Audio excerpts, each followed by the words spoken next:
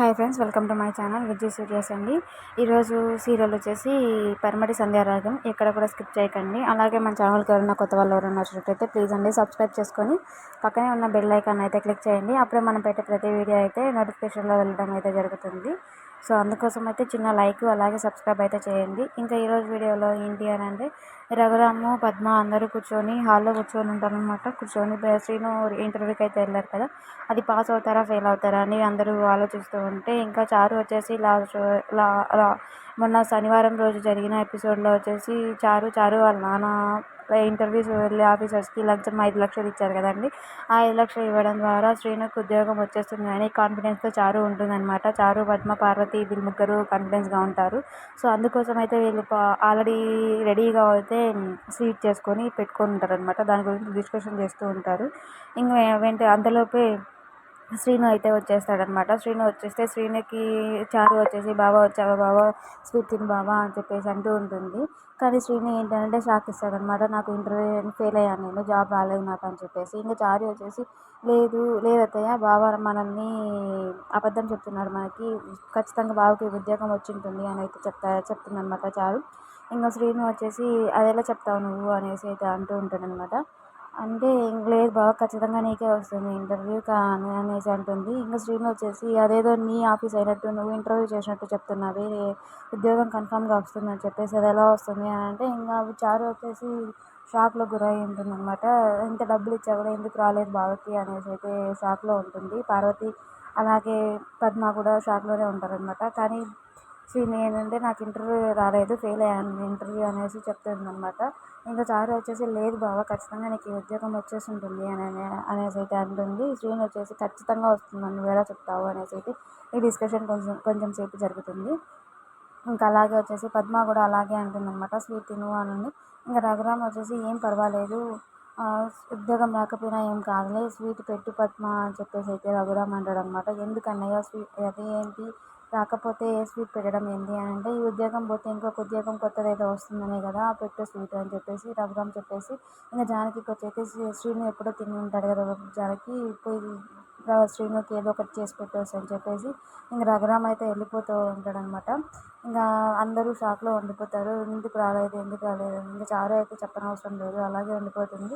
ఇంకా అంతలోని ప్రశాంత్ రామలక్ష్మి అనేది రెస్టారెంట్కి అయితే వెళ్తారనమాట. రెస్టారెంట్లో ఆల్రెడీ శౌర్య అలాగే శౌర్య ఫ్రెండ్ కూడా కూర్చొని ఉంటారు. వాళ్ళ వెనకే ప్రశాంత్ రామలక్ష్మి అయితే కూర్చుంటారనమాట.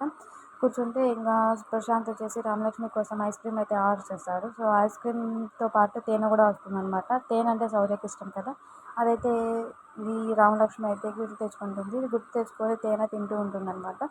ఏంది రామలక్ష్మి నీకోసం నేను ఐస్ క్రీమ్ ఆర్డర్ చేస్తే నువ్వు ఆ తేనె తింటున్నావు అని అయితే అంటాడు ప్రశాంత్ అంటే ఇంకా రామలక్ష్మి వచ్చేసి మీరు నన్ను ఇబ్బంది పెట్టద్దండి అనేసి అయితే అంటాడు. రామలక్ష్మి అంటుంది ఇంకా ప్రశాంత్ వచ్చేసి ఇబ్బంది ఏముంది, నువ్వు రిక్వెస్ట్ చేస్తేనే కదా, నువ్వు నాకు ప్రామిస్ చేస్తేనే కదా నేను నీకు శౌర్యాన్ని విడిపించాను అని చెప్పేసి అయితే చెప్తాడు. అప్పుడు శౌర్య వింటాడు అనమాట. ఓ రామలక్ష్మి చేతుల్లో ఎక్కనుందా అందుకేనా అని చెప్పేసి శౌర్య అనుకుంటాడు. అప్పుడు అర్థమవుతుంది శౌర్యకి, అందుకే నాకు ఐ లవ్ యూ చెప్పింది, అందుకే తిరుగుతుందా అని చెప్పేసి శౌర్య అనుకుంటాడు. ఇంకా అంతలోనే ఐస్ క్రీము అలాగే తేనె అయితే వచ్చేసింది అనమాట. ఈ రామలక్ష్మి ఏం చేస్తుందంటే తేనె తింటుంది. ప్రశాంత్ అడిగితే ఏం చెప్తుందంటే మా అక్క సార్కి తేనె అంటే చాలా ఇష్టం అనేసి చెప్పేస్తుంది. అప్పుడు ప్రశాంత్కి చాలా కోపం వచ్చి అక్కడి నుంచి అయితే వెళ్ళిపోతాడనమాట. ఇలా కొంచెం సేపు అయితే వీడియో జరుగుతుంది, సేమ్ ఇదే ప్రాసెస్లో. ఇంకా అందులోనే చెప్పాను కదండి, ఐస్ క్రీమ్ తేనె అయితే వచ్చేసింది అనమాట. ఇంకా ఆడబెట్టేస్తే లేదు ఇబ్బంది పెట్టద్దు అనేసి రామలక్ష్మి చెప్తుంది. లేదు రామలక్ష్మి నువ్వు నాకు చెప్తేనే కదా నేను నీ కోసాన్ని విడిపించాను, నువ్వు ఖచ్చితంగా ఇట్లా ఇబ్బంది అనుకుంటే నేను ప్రతిసారి నేను గుర్తు చేయాలి అంటే నాకు కూడా ఇబ్బందిగా ఉంది అని చెప్పేసి అయితే ప్రశాంత్ చెప్తాడనమాట. ఇంకా రామలక్ష్మి చేసేది ఏం లేక తినేస్తుంది. ఇంకా అందులోనే సీను చారు డిస్కషన్ అయితే స్టార్ట్ అవుతుందన్నమాట.